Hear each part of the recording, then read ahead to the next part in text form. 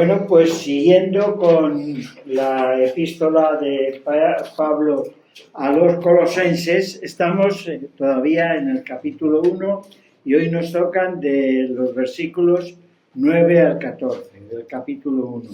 Si por favor alguien lo lee, Colosenses 1, 9 al 14.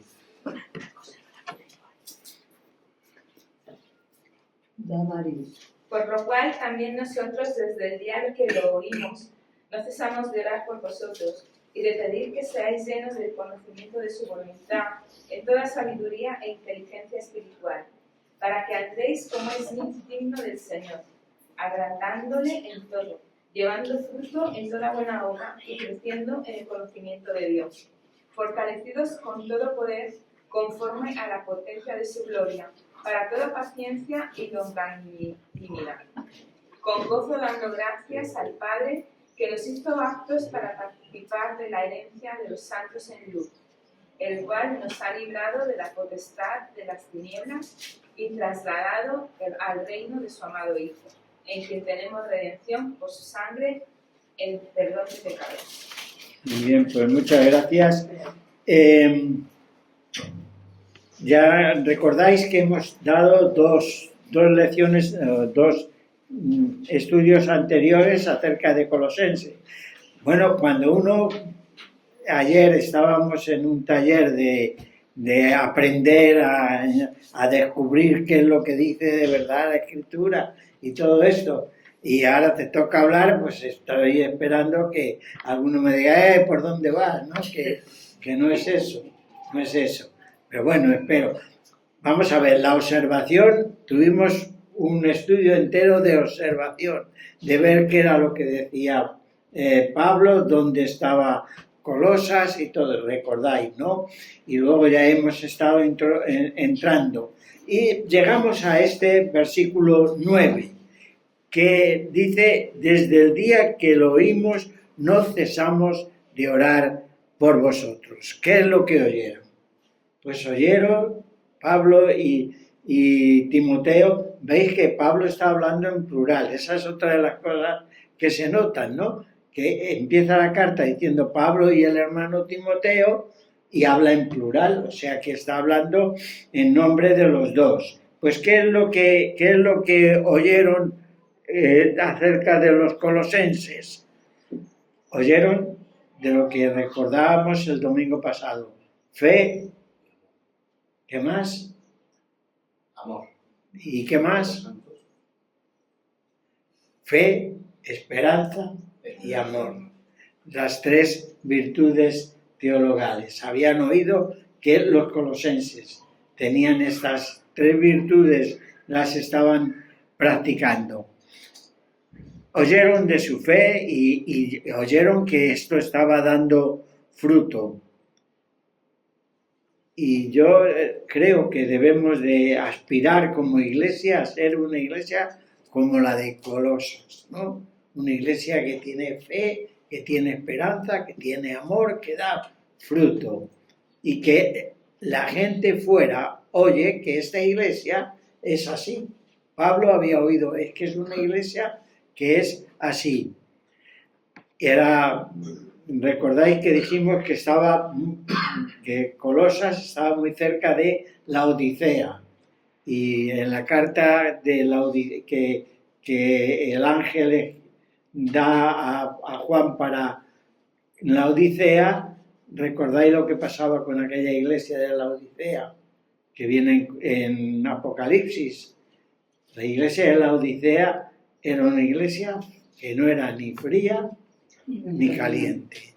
Es una iglesia apática en cuanto a sus relaciones de unos con otros. Y Colosas no, Colosas tenía estas virtudes. Así que pedir que seamos llenos es que seamos llenos de estas virtudes que tiene la iglesia, ¿no? Y ahora en el versículo 9 vamos a ir detallando las cosas por las que oraba o por las que pedía Pablo acerca de los colosenses. Pablo nos va a dar aquí 7 peticiones en estos 4 o 5 versículos 7 peticiones que él hace por la iglesia de Colosas. Capítulo 1, versículo 9, dice: por lo cual nosotros desde el día que lo oímos no cesamos de orar por vosotros y de pedir que seáis llenos del conocimiento de su voluntad. Llenos del conocimiento. Ser llenos. Ahora, ¿cómo llenarse? ¿Cómo llenarse? Pablo ora que del conocimiento de la voluntad de Dios sean llenos. Pues hay 2 formas de llenarse del conocimiento de la voluntad de Dios. La primera es segunda de Timoteo 3, 14, 17, si alguien lo lee, para llenarnos del conocimiento de la voluntad de Dios. Porque las cosas que Pablo pide a Dios por la iglesia de Colosas, pues son las cosas que nosotros queremos que se den en nosotros. Segunda Timoteo 3, 14 al 17.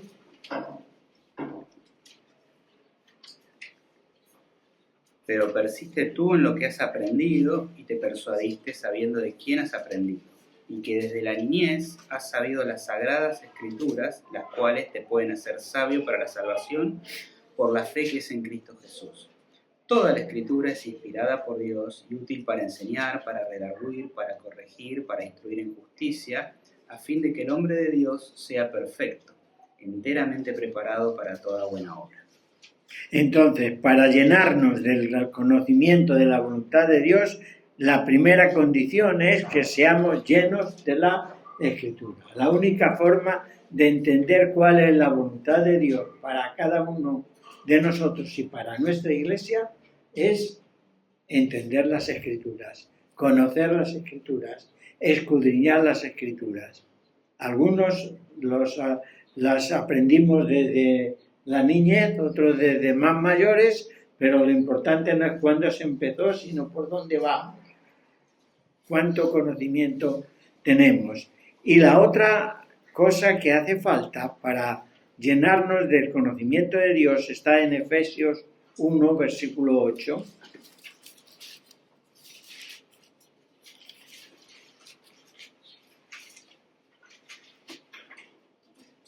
Si empezamos desde la segunda parte del 7, según las riquezas de su gracia, que hizo sobreabundar para con nosotros en toda sabiduría e inteligencia, dándonos a conocer el misterio de su voluntad, según su beneplácito, el cual se propuso a sí mismo reunir todas las cosas en Cristo. Así que la inteligencia, hemos dicho que hace falta sabiduría y hace falta inteligencia, pues la inteligencia, que es prudencia, es pensamientos prácticos, es acción, es actividad, todo esto viene de conocer la voluntad de Dios que ha sido derramada en nosotros, que ha sido enseñada, que sobreabunda en nosotros. Así que la primera petición, ser llenos, tiene que ser con sabiduría y con inteligencia. Y esta sabiduría y esta inteligencia no son cualidades personales, porque entonces solo estarían llenos los listos, ¿verdad? Los sabios, los que supieran mucho, sino que es algo que se da a todo el creyente. Todo aquel que quiera adquirir conocimiento de Dios y sabiduría de Dios y estar llenos de la sabiduría que Dios derrama para nosotros, solamente tiene que buscarlo en las Escrituras y aferrarse a la gracia en Cristo Jesús. Otra petición, también en el versículo 10, dice, el versículo 10 está lleno de peticiones, para que andéis como es digno del Señor, para que andéis como es digno del Señor.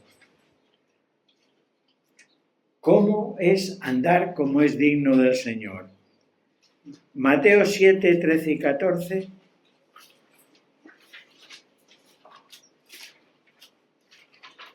El primero que lo encuentre, que lo lea. Entrad por la puerta estrecha, porque ancha es la puerta y espacioso el camino que lleva a la perdición, y muchos son los que entran por ella, porque estrecha es la puerta y angosto el camino que lleva a la vida, y pocos son los que la hallan.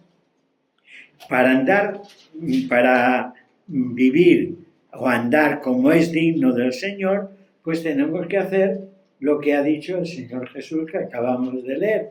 Hay que entrar por una puerta que es estrecha y hay que andar por un camino que es estrecho, porque hay otra puerta que es ancha y otro camino que es ancho. Uno lleva a la vida, el otro lleva a la muerte. Ahora, a veces se dice que el camino estrecho, que la puerta estrecha es una puerta malísima y la puerta ancha es una puerta buenísima. Pero en el texto lo único que dice es que hay una puerta que es estrecha, esta, y hay una puerta que es ancha, que es aquella. Pero las puertas son puertas, son puertas. La puerta ancha es que caben muchos a la vez y que mucha gente entra por ella. A la vez pueden entrar. Y la puerta estrecha es una puerta que hay que entrar de uno en uno. Pero no es más mala la puerta estrecha que la ancha. Es que hay que entrar de uno en uno. Porque en la vida eterna se entra de uno en uno. No se entra a manadas, ¿no? No es ala, todo el mundo es salvo. Por familias. Ni por familia ni nada. Se entra de uno en uno. Y eso es la estrechez de la puerta, que hay que entrar por esa, que es Cristo. Y luego el camino es igual. El camino ancho es que va toda la gente por él. Pero en ese camino hay piedras, hay con abismos, hay hoyos, hay de todo, de todo. Los perros han hecho sus cositas, hay de todo. En el camino ancho hay de todo.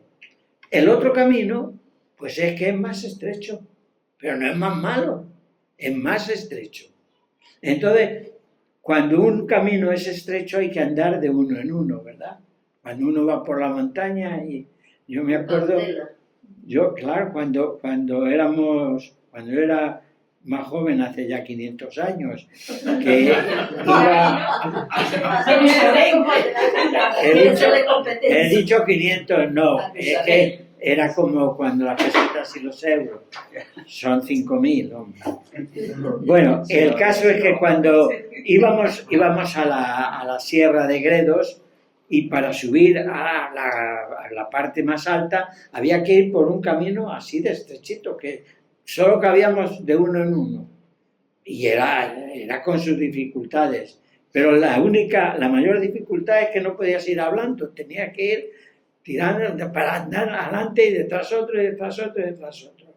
Claro, eso si lo comparas con una autovía que caben todos, pues eso. Pero es la diferencia, que al Señor hay que seguirle de uno en uno y hay que hacerlo con dignidad, dice, andar como es digno del Señor. Alguien que no anduvo con dignidad fue el hijo pródigo. En vez de ir por el camino estrecho que marcaba su padre, una familia feliz, se fue al mundo a una familia infeliz y terminó comiendo algarrobas y viviendo entre los cerdos. Los que vivís cerca o que habéis pasado cerca de alguna granja de cerdos, sabéis lo que huele aquí. Pues eso. Ese es el camino ancho, vivir entre cerdos. Y el camino estrecho, pues es que hay que ir por donde el Señor dice. Pero vivir con dignidad es ir por el camino que el Señor marca y allí vamos a agradar al Señor siempre. Versículo 10, otra parte dice, llevando fruto en toda buena obra. Gálatas 5:22, no hace falta que lo leáis, ahí estamos viéndolo los miércoles. Hemos empezado a ver los frutos del Espíritu, o el fruto del Espíritu. En Gálatas se pone el fruto del Espíritu, yo lo comparo con una naranja, ¿no? Que en la naranja, abres la naranja y la vas a comer y empiezan a salir los gajos, diferentes gajos. El fruto es uno, que es la naranja, pero hay diferentes gajos. Entonces en Gálatas dice el fruto del Espíritu es paz, es amor, gozo, paz, etcétera, etcétera. Bueno, pues eso tenemos que darlo, porque las buenas obras que nos dice aquí es algo que en Efesios 2:10 dice el Señor, ya están preparadas de antemano. Fijaos que hemos entrado por una puerta estrecha, vamos caminando por un camino que hay que ir de uno en uno estrechito y empezamos a dar fruto. Y ese fruto le tenemos que dar según el árbol que es el que tiene el fruto, según las obras preparadas de antemano.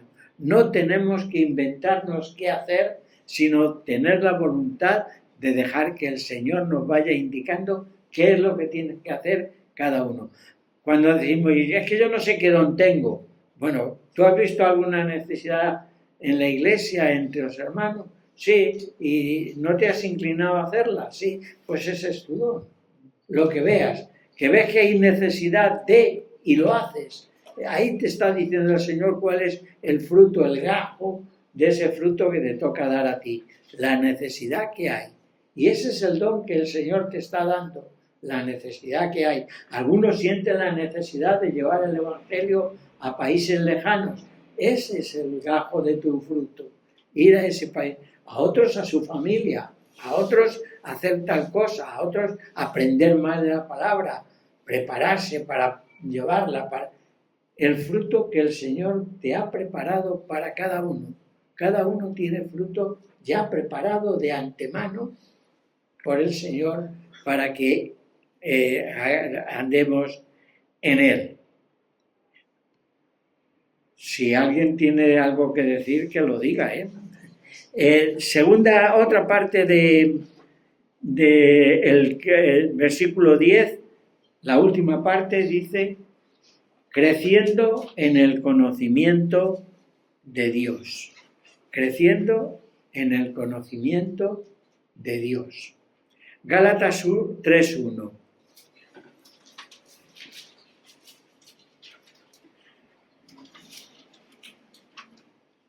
Oh Gálatas insensatos, ¿quién os fascinó para no obedecer a la verdad a vosotros ante cuyos ojos Jesucristo fue ya presentado claramente entre vosotros como crucificado? ¿Quién os engañó, os fascinó, dejó con la boca abierta con cosas que no son conforme a lo que habéis oído? Vosotros, dice Pablo, a quienes Cristo les fue presentado como viéndolo. Aquellos que nosotros hemos estado con Cristo como viendo a Cristo, viendo lo que Él decía, lo que Él hacía. Es tan claro el mensaje del Evangelio que es como si lo estuviéramos viendo. Pues no fascinarse por falsedades. Conocemos el camino del Señor, conocemos la doctrina sana, pero vienen gente y nos quieren meter cosas extrañas. Y se nos abre la boca, uy, cómo habla. De verdad que antes no había esto, pero llevamos unos años en que uno puede escuchar 100.000 mensajes todos los días. Y nos dedicamos todos, y a mí no creáis que me gusta mucho, a escuchar mensajes en internet. Y hoy cómo habla hoy lo que ha dicho otro. No, pues eso no me gusta.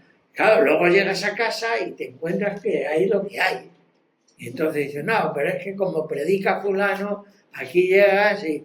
Bueno, pues aquí llegas y estás escuchando la palabra del Señor que está diciéndoselo a este pueblo que se reúne aquí. Y el otro no sabe ni cómo es su iglesia, ni cómo es su comportamiento, ni si es bueno o es malo o qué. Eso si no nos están metiendo doctrinas extrañas. Pero quedarse con la boca abierta, escuchando al gran predicador que predicaba de esa manera en internet, no vale de mucho. No vale de mucho. Mejor que meditemos en el mensaje que hemos oído el domingo en nuestra iglesia. Y de ahí lleguemos a conclusiones porque está más hecho para esta iglesia.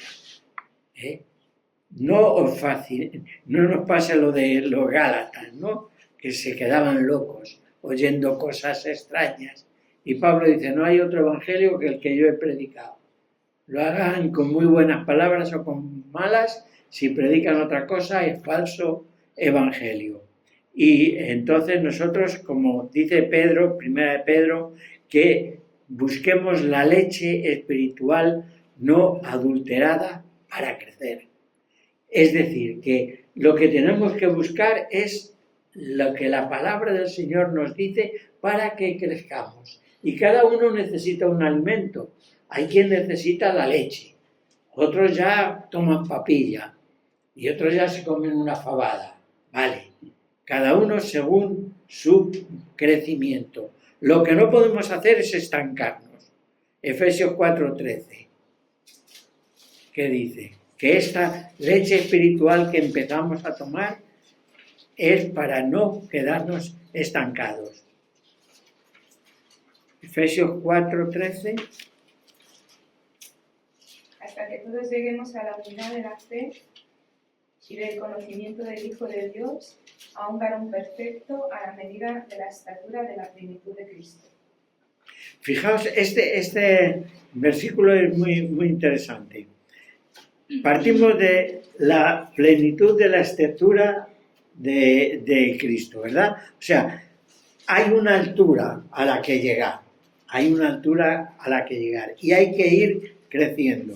Pero aquí el crecimiento no solo es individual, es un crecimiento de todos. Es la iglesia la que tiene que llegar a ese crecimiento, a esa altura que Cristo ha puesto.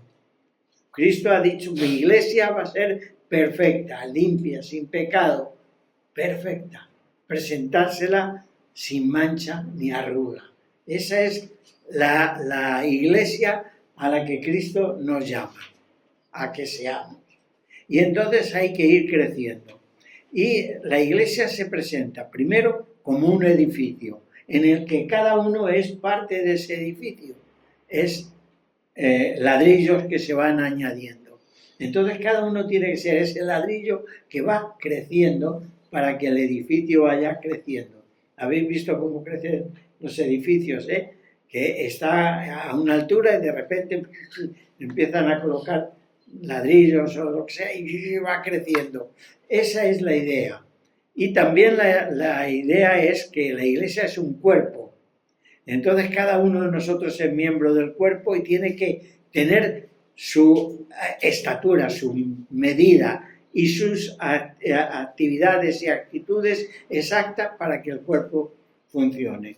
Cuando uno se rompe un pie, el cuerpo funciona mal, porque hay una parte del cuerpo que funciona mal. Entonces, el cuerpo tiene que ser perfecto, a la estatura del cuerpo que Cristo ha diseñado. Y cada uno tiene que tener su buena medida, su buen andar, su buen hacer y crecer, ir mejorando hasta llegar a eso. Si pensamos en un cuerpo de un atleta, pues cada parte del cuerpo del atleta tiene que estar en su fuerza, en su tamaño, en sus actitudes bien para que el atleta pueda ser un atleta de verdad y no uno que si es cojo como va a saltar con la pértiga. Tenemos que funcionar todos al unísono. ¿Algo que decir del versículo 10 que veis que tiene tantas enseñanzas? Si no, pasamos a el versículo 11, su primera parte. Fortalecidos con todo poder conforme a la potencia de su gloria. Fortalecidos con todo poder conforme a la potencia de su gloria. Esto es una redundancia, ¿no? Fortalecidos con todo poder. Fuerza, poder, es lo mismo. Pero, ¿de qué poder estamos hablando? ¿De qué poder hablamos? ¿De nuestro poder? No es nuestro poder, es el poder de Dios. Nuestro poder es poco. Decía Pablo a los Corintios, pues muchos de vosotros no son ricos, ni muchos de vosotros son inteligentes, ni muchos de vosotros valen mucho. Soy gente normal y corriente, más bien cortita. Entonces, este poder nuestro no es nada. Ahora, el poder es el poder de Dios, la potencia de su gloria, dice. Y aquí hay dos términos importantes en la potencia de su gloria. Está el término poder, que es fuerza, eficacia, capacidad. Es la palabra que se usa en griego, es de la que viene nuestra palabra dinamita, que es ese explosivo que se usa mucho en las minas y en sitios donde hay que romper grandes rocas o hacer grandes agujeros, se usa la dinamita, ¿verdad? Pues el poder del que habla aquí Pablo es el poder dinámico, la dinamita. Y la otra cosa es gloria, el poder de su gloria, la potencia de su gloria. Así que el poder, la dinamita es de Dios y la gloria. Ahora, este es interesante, la gloria es la majestad brillante, es la honra que tiene alguien. Entonces estamos hablando de poder de Dios y gloria de Dios. Y aquí vamos a pensar un momento, dar gloria a Dios. ¿Qué gloria somos nosotros capaces de darle al Dios de la gloria? Ninguna. ¿Qué gloria tienes tú? ¿Qué gloria tengo yo para darle gloria a Dios? Pero hablamos mucho de dar gloria a Dios. Entonces, ¿qué es dar gloria a Dios? Dar gloria a Dios es simplemente reconocer la gloria de Dios. Pero no de palabra, no decir, oh, es que Dios es glorioso. No. Reconocer la gloria de Dios por ser capaces de percibirla, de darnos cuenta quién es Dios, dónde está, cuál es su gloria, cuál es su poder, quién es Él. Y cuando somos capaces de entender quién es Dios, dónde está Dios, qué hace Dios, comparándolo con nosotros, y saber que toda la gloria de todo el universo está depositada en Dios, que es el glorioso. Cuando somos capaces de reconocer eso, es que le estamos dando la gloria a Dios, no a nosotros. Es no darnos la gloria a nosotros, sino dársela a Dios. ¿Cómo se hace esto? Por un reconocimiento, por un entender quién es Dios y quién soy yo. Y cuando yo entiendo que yo no valgo nada, pero Él es todo, pues tengo que humildemente decir la gloria es tuya. Eso es darle la gloria a Dios. Dinamita poder y gloria me hacen pensar en una explosión de dinamita que llena todo de luz, ¿verdad? Cuando hay una explosión de dinamita, aquello sale un resplandor, como cuando se ponen los fuegos artificiales, ¿no? Que están hechos con pólvora, que es un derivado de la dinamita. Entonces, ¿qué es? Sale ahí un brillo tremendo. Bueno, pues la dinamita de Dios produce esa gloria de Dios. Nosotros lo vemos y caemos rendidos diciendo, Señor, tú eres el Señor de la gloria. Así que este dar gloria a Dios es reconocer quién es Dios y rendirnos a Él. Hoy no decir nada a nadie. Versículos 11 y 12, final de 11 y el 12, todo esto de reconocer su gloria es para toda paciencia y longanimidad, con gozo dando gracias al Padre que nos hizo aptos para participar de la herencia de los santos en luz. ¿En qué luz? En esa luz de la que acabamos de hablar. Toda paciencia y longanimidad. Esta longanimidad no es longaniza ni chorizo. No nos equivoquemos, que no va por ahí. Entonces, ¿qué es la paciencia? para que tengan efecto todas las peticiones que Pablo está haciendo por los colosenses, es necesario que el Señor les conceda tener paciencia. Paciencia es resistencia, aguante, esperanza, es constancia, es perseverancia. Paciencia no es sentarse al estilo árabe, sentarse a la puerta de su casa esperando que pase el cadáver de su enemigo. Lo malo es si te constipas y tienes que meterte a la cama y no le ves pasar. Así que no es paciencia de sentarse a esperar, sino es paciencia de saber aguantar, de tener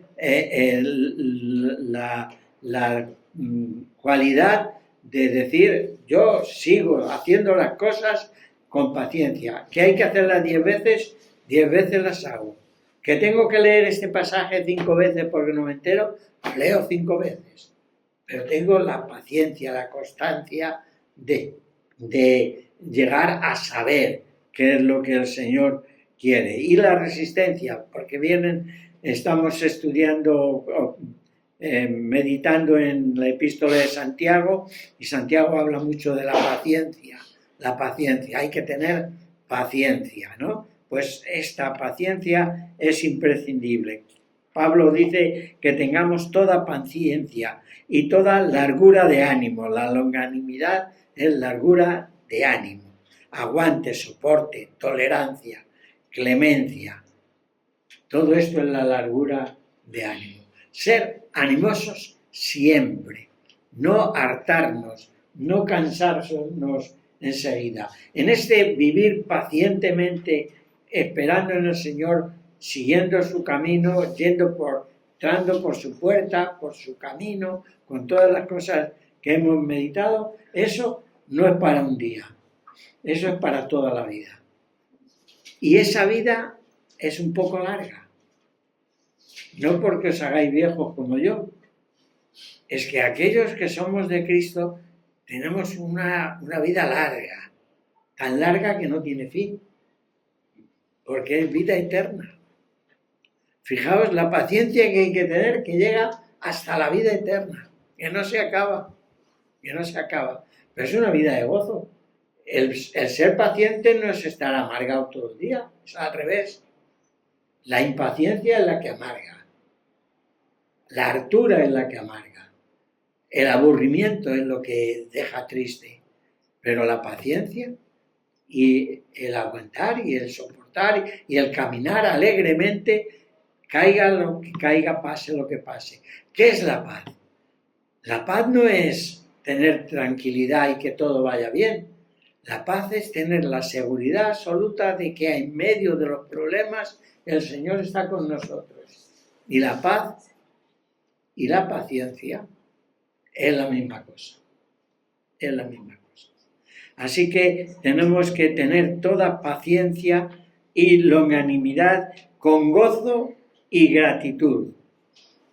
Gozo y gratitud. Esta paciencia, esta largura de ánimo, nos la da el gozo de saber que tenemos asegurada la vida eterna. Yo no sé si pensáis, cuando uno se hace viejo piensa más en ello, de joven se piensa poco, pero yo no sé si pensáis mucho en lo que es la vida eterna. Una vida que no se acaba,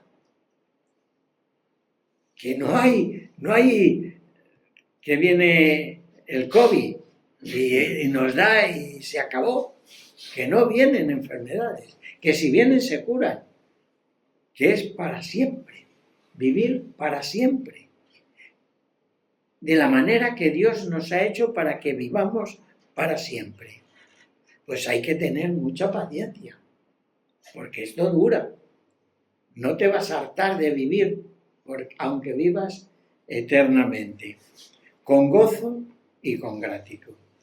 La vida del creyente, que la vida eterna empieza el día que te convertiste, el día que entregaste tu vida a Cristo, ese día empezó la vida eterna. Porque esa vida que tú dejaste en manos del Señor, esa vida no se pierde y esa vida no se acaba, es vida eterna. Y desde entonces estamos viviendo en la eternidad aquellos que estamos con Cristo. En este tiempo con problemas. Luego el Señor nos ha prometido que será diferente. No habrá pecado, no habrá maldad, no habrá muerte. Pero la vida que nosotros tenemos que vivir es la vida de la eternidad. No sujetos tanto a los 4 días que se viven en esta tierra. ¿Recordáis cuando Jacob, el faraón, pidió a José que le presentara a su padre Jacob? Pues José llevó a Jacob a la presencia del faraón, y el faraón Jacob tenía 100 y pico años, 120 o 130, una cosa así. Y claro, faraón, al ver a un señor tan mayor, le preguntó: ¿y cuántos años tienes? Y conocéis la respuesta de Jacob. Dijo: pocos y malos han sido los años de tu siervo. 120, 130 años eran pocos y malos. Bueno, pues esta vida, si no es con Cristo, es vida de poco y malo. Para una cosa buena hay un montón de llamadas. Pero la vida eterna que empezamos a vivir aquí es mucha y buena. Pero hay que saber vivirla. Hay que saber entrar y caminar por ese camino de la vida eterna. Y para esto estamos en el versículo 13, que es otra de las peticiones de Pablo, la última, la 7ª. Para participar de la herencia de los santos en luz, dice el 12, el cual nos ha liberado de la potestad de las tinieblas. Dios Cristo nos ha liberado de la potestad de las tinieblas. Ha habido un cambio de situación.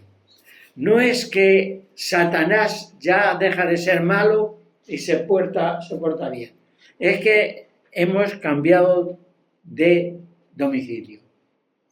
Vivíamos en la casa de Satanás, en el mundo de Satanás, con las cosas de Satanás, del malo, que sigue siendo malo, hasta que el Señor lo castigue en la eternidad para siempre y ya deje de molestar a los creyentes. Pero nos ha cambiado de lugar, no ha cambiado la actitud del malo. No creamos que el mundo se arregla. Algunos piensan que, bueno, esto va a acabar, porque ahora viene algo que mejora. No, si peor que estoy no voy a estar, y esto tiene que mejorar. No mejora, no mejora. La actitud del mundo, que es malo, no mejora. Lo que mejora es nuestra situación, que cambiamos de domicilio. No sé cuántas veces os habéis cambiado vosotros de domicilio. Yo muchas. Pero cuando uno cambia de domicilio, cambia de ambiente, cambia hasta de ciudad. Algunos de vosotros habéis cambiado hasta de país, de costumbres. Es otra forma de vivir, otra forma. Luego, cuando uno lo hace, se da cuenta que es igual de malo lo que cojo ahora como lo que había.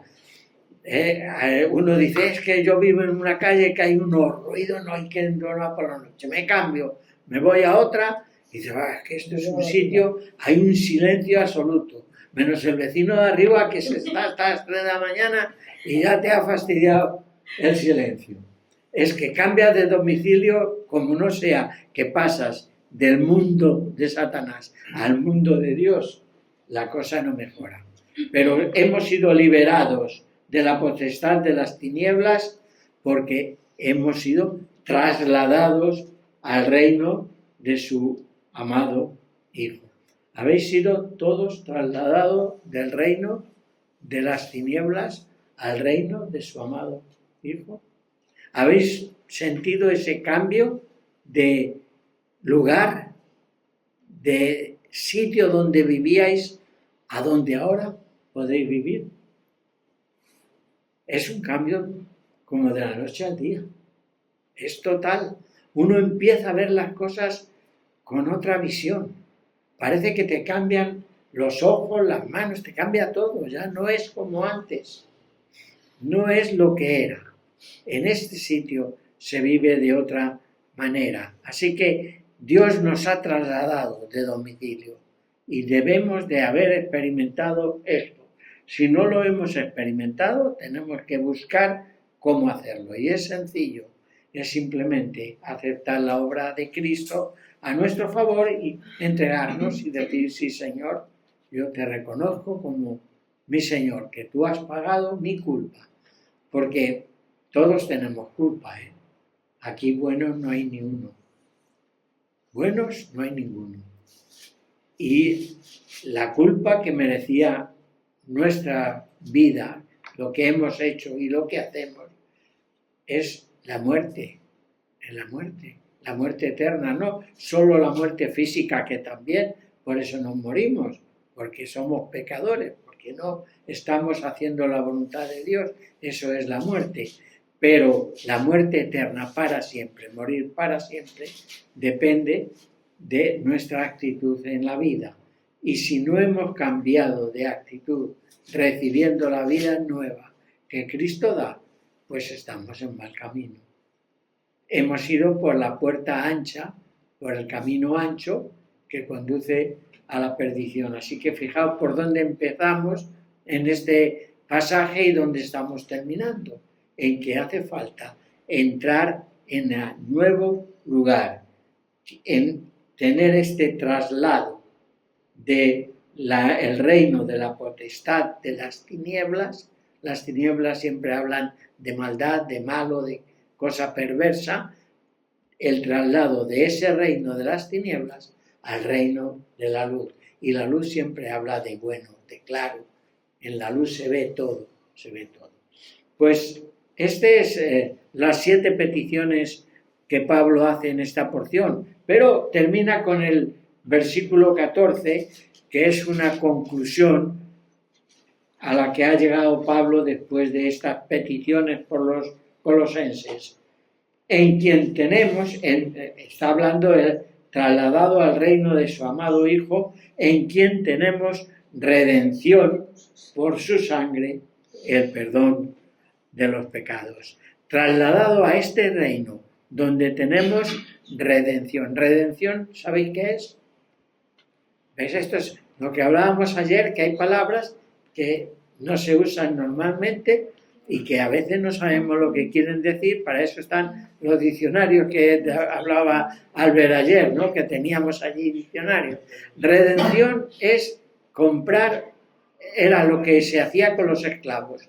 Un esclavo pertenecía a un amo, no tenía vida propia, no tenía vida, él era una cosa que era del amo.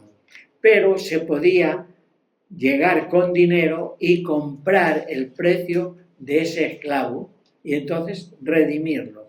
Es decir, un rico, eso lo hemos visto en las películas del oeste, como estaban los negros, traían a los negros de África, los ponían de esclavos a la venta y alguien compraba uno de estos y se lo llevaba a su hacienda a trabajar como un esclavo, o lo compraba y le daba la libertad. Bueno, pues nosotros hemos sido comprados y dados la libertad. ¿Quién nos compró? Cristo. ¿A qué precio? Pues teníamos un precio caro. El precio era la muerte. Entonces lo pagó con su muerte en mi lugar. Cristo murió en vez de que muera yo. Y con esto, con su vida, me compró. Y no me hizo su esclavo en el sentido de la esclavitud de antes, sino que me dio la libertad. Y ahora somos libres. Así que eso es redención. En quien tenemos la redención porque nos ha trasladado, nos ha comprado por precio y nos ha llevado al reino de su Hijo amado. ¿Sabéis cuál es el reino de su Hijo? Y decimos el cielo. Todo lo que existe, todo, absolutamente todo, tu ropa también, todo es de Él. Él es el amo del universo, de lo que hay creado es el dueño. Y Él nos ha trasladado a ese reino donde hay de todo, porque es todo. Ahí es donde nos ha colocado Cristo, en el reino universal de su Hijo amado. Porque hemos sido declarados no culpables. Ya la muerte no tiene nada que ver con nosotros, no somos culpables. Hemos sido comprados y dejados libres. Y esto tiene unas gloriosas consecuencias que tiene que ver con nuestro vivir. ¿Cómo vamos a vivir? Siendo esta gente que antes era así, en el reino de las tinieblas, con su amo Satanás, que nos tenía esclavizados, que el Señor nos traslada a su reino de libertad y vida eterna. Y ahora, ¿cómo vas a vivir tú? ¿Cómo voy a vivir yo? Porque en su sangre tenemos el perdón de los pecados. Fijaos en 4 versículos la cantidad de enseñanza que hay para nosotros.